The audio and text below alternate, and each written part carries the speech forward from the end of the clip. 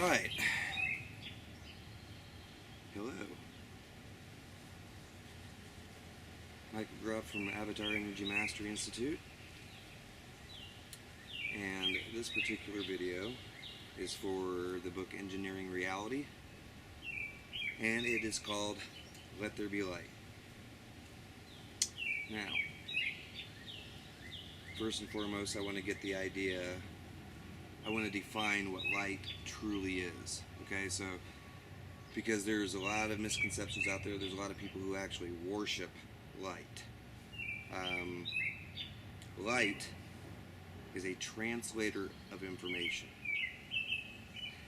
It really has no inherent qualities other than that. It's a translator of information, and it is a sentient force all in itself. Okay, so it has intelligence running all through it. Okay, now I've defined for you what the machine is. Okay, and I've told you that it is the intelligence that runs through the light. It is the what we would call the ego or the superego. Okay, so that's the way science kind of defines it. Religion has its own way of defining it. Some call it the adversary. Some call it, Satan. Some call it Lucifer. Lucifer is actually a soul system. Okay, Lucifer is the system of elites which worship the machine. Okay, so that's the reason why they have their little secret societies and everything. But again, even they worship light. Most of Christianity does it. Actually, to be quite honest, you'll be hard pressed to find almost any earth religion that is not based upon light worship in some form or another. So whether you're worshiping the light of Christ, the light of God, the light of Mother Mary, the light of the Goddess, okay, light is the main component. So you must understand that when you're worshiping light, you're worshiping, yes, an intelligence, but the one that created everything does not need light in order to survive. It is not light dependent, okay? Only something which is ego-based, or that which needs to be recognized as an individual, okay? Those are the only things that are actually light dependent, okay? You have to be able to see something, you have to be able to recognize something or understand it as physical in order to be able to even interact with it. So you have to be able to see and recognize it. So that's something that you have to understand right there. Ego is dependent upon its recognition. So let me rephrase that and make sure you understand it. Ego is dependent upon its recognition. Okay? Therefore, light and ego go hand in hand. Ego is light dependent. Just like matter is, and just like the whole carbon code of separation, it is light dependent. Okay? Light can translate both positive and negative forces. Okay, so it is not inherently divine by nature. Okay? Again, it is intelligence, but it is not inherently divine by nature, because it is capable of both the dual nature, just like anything that is woven within it. This is the reason why duality exists. Separation and duality exist because of the carbon code. It's what, again, weaves us into these separate bodies and separate packages to where we can look at each other and say, you're Jason, I'm Michael, that's Sally, whatever. Okay? Light dependent. So, I've talked about this before, but I'm going to say it again. The idea of Satan being some sort of god of this world, you got to understand that the reason why it even exists is because of the light. As a matter of fact, Lucifer is known as the light bearer. Okay? It is the grandest of all egos. Even the name requires for you to recognize it. A lot of people have a lot of different things in their heads of what, when they say the term Lucifer or Satan, what that means. It could be a big monster, it could be a dude in a suit, it could be a million different things, but the fact of the matter is, it is still ego dependent. Anytime you say that name, you are actually empowering it. Anytime you think about it, you are empowering it. It is ego dependent. It is light dependent. If you were to take Satan itself and literally put it into a dark corner where nothing could see it whatsoever, okay? And we're talking about the Prince of Darkness here. But if we were literally to take Satan and put it into a containment unit where no one could see it, Satan would basically be stripped of all its powers. There's no one there to recognize it as a god anymore. There's no one there to call its name. There's no one there to literally animate it. The dark is the scariest thing in the world for something which is ego dependent. This is the reason why we come into this world. The minute that we recognize that we are a system, that we are alive, we have an inherent fear of the dark. Then we have an inherent fear of death, because it is the fear of non-existence. And that is what the ego is all about. The ego is about existing, about being recognized. Okay, and that is the very thing that is woven within our nature, the fabric of this very thing. It's the reason why the Bible told you to look for the mark of the beast. The mark of the beast is actually the carbon code. It's the very thing that tells us that we're separate. That's the intelligence that tells us that we're separate. It's the thing that is wired through us, the autopilot program, which says this person is an enemy. Be careful. Whatever you do, don't upset your boss today. Whatever you do, make sure you stay in line. Okay? It's the thing that keeps you completely dependent upon the institutions and the system. Either for religion, for your schooling, for your protection. Okay, those are all institutions. Those are things that are all completely fear-based and keep you in a state of A, denial, and B, dependency. Okay, so you gotta understand that light, again, translates the nature of all polarities. Without light, polarity does not exist. As I said before, the intelligence, which is known as the creator or quote-unquote God, doesn't need light to exist. It is out there creating at all given points. Okay? The mere fact that you stare up into space, do you realize that space is just empty construct space? It is literally where things haven't been created into yet. This is a created system, so here we are. But you have to be very, very careful in what you choose to worship, what you choose to talk about. Okay? When I turn on my computer system, I'm not worshiping the light that turned it on for me. Okay? That is just the thing that powers it, so that I can see what's going on within the computer, and so I can sit and program and do all the stuff that I do. Okay, type up things, books, or whatever it is that I'm working on. Okay, I do a lot of communication through the computer, and I am under no illusion that I'm doing nothing other than sending ones and zeros from one location to the next. And then our brain and then the computer itself is doing this decoding process. I mean, every second that you are alive and that you see something, your brain is decoding. Did you know you actually see upside down, but due to your brain, it flips that image right side up for you, so you can walk around on a, normal, everyday basis in a palatable way, so everyone can recognize, see, and understand it? This place isn't what you think it is. And the fact of the matter is, humans can only see in a certain range.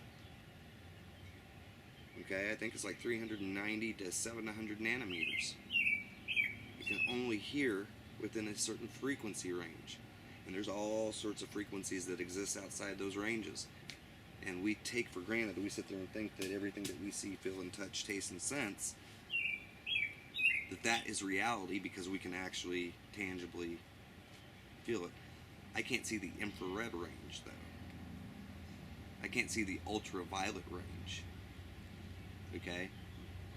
Fact of the matter is, the ultraviolet range does exist. And another fact is there's tons of beings that exist within that range of light that we never get to see.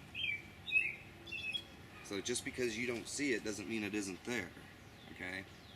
Now, that takes us into many given places, especially when it comes to creation. So one has to be careful in what they choose to believe, because sometimes people come up with their wildest ideas in their heads.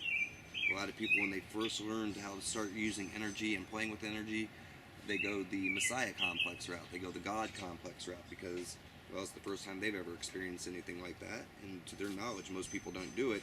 So it must mean that I'm a God. Well, no.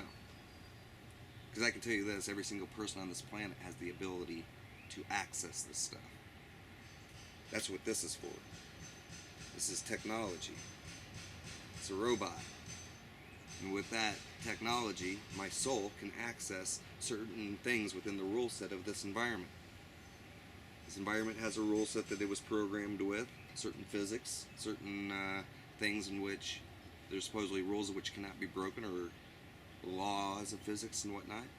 Well, I come into places like this and then I learn what these supposed laws of physics are, and then I hack them, and then I hand back codes which are useful to people so that way they don't get trapped.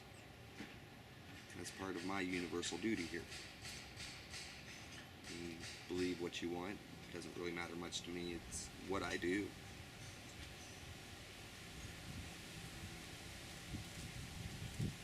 And I don't try to pretend any other way. I know what it is that I do universally, so nonetheless. So understand that when you're worshiping light, you're worshiping a method of which transfers information. It is no more divine than a keyboard. Okay? It is all still, it's energy. It's just all the same thing. You're worshiping just stuff, matter, as far as it's concerned. You might as well worship a tree or a dead leaf, because it doesn't make any sense to worship light. And the real creator doesn't really much care for your worship. I've talked about this before, but I'll say it again. I mean, let's just say you walked up to an anthill. Would you actually expect the anthill or the ants in the anthill to bow down to you just because you could squash it or crush it? Just because you could build a house around it? So now you've built this house, and you've shown that you can create around it and do all sorts of things. Now, if they don't bow down and worship you, are you going to step on them? No. God's not going to do that to its creation either. It doesn't make any sense. It doesn't think that way. But I tell you what does think that way. Okay? Egoic type of minds. Those who are letting the autopilot program think for them. Light. E equals mc squared. Means everything has the speed of light squared oscillating through it. Energy equals mass times the speed of light squared. That means everything that is in here is frequency, which is resonating, harmonizing, oscillating, vibrating. Boils down to sound, frequency, and mathematics. That's it.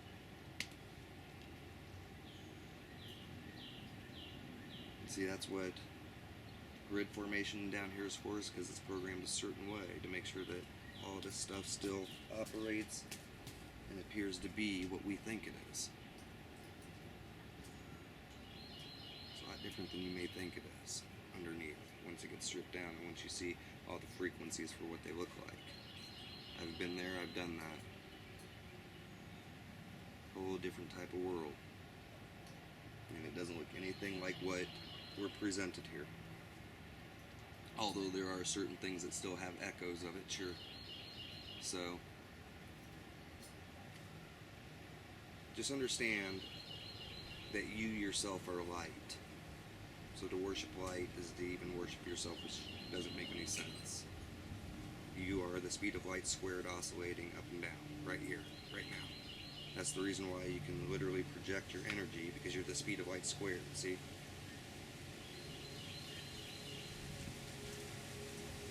So all I'm doing is projecting the speed of light squared back into the speed of light squared, and then it picks up all around, right?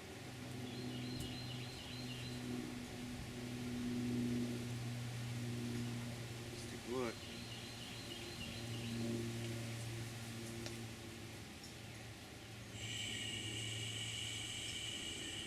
and it's will based.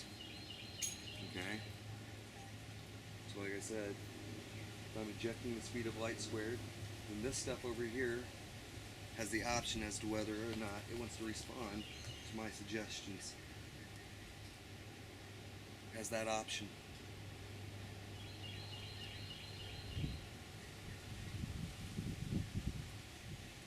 And as you can see, I'm completely caved in here. Alright? So, it's not like there's a big, huge wind tunnel coming through here. But I can create one.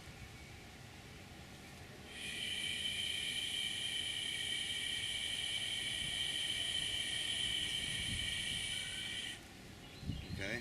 Creation.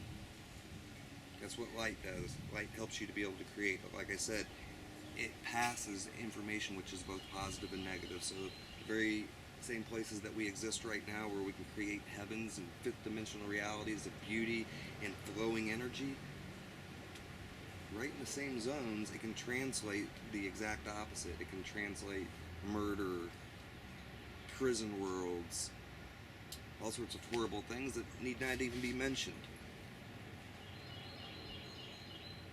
Okay?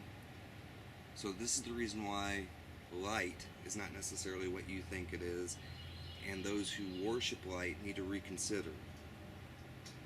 Love is the thing that you need to be focused most on, because what that does is that goes into the light grids, and the light translates that love into the grids and then sends it.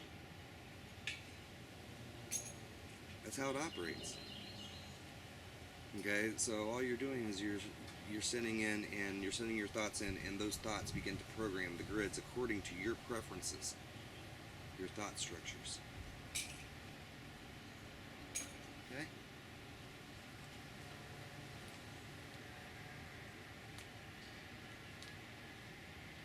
Love is eternal. We are all actually unified. The illusions that we're separate. Okay? But I tell you what, in the end, it's just one big mass flowing frequency, separated by tiny tweaks in mathematics. Same little tiny tweaks, for instance, that if you ever look at the double helix, look at it for a leaf and then look at it for a human being and see if you see too many differences other than minor tweaks. Human being is 98% similar in genetics to a chimpanzee. A chimpanzee is 50% similar in genetics to a banana. All of this stuff is the same stuff, vibrating at a different frequency. According to the mathematics, we don't look too much different than that. You understand? So anyhow, this is Michael Grubb. This particular segment was called Let There Be Light. Unconditional love to all. Love you with all my entire soul. For real.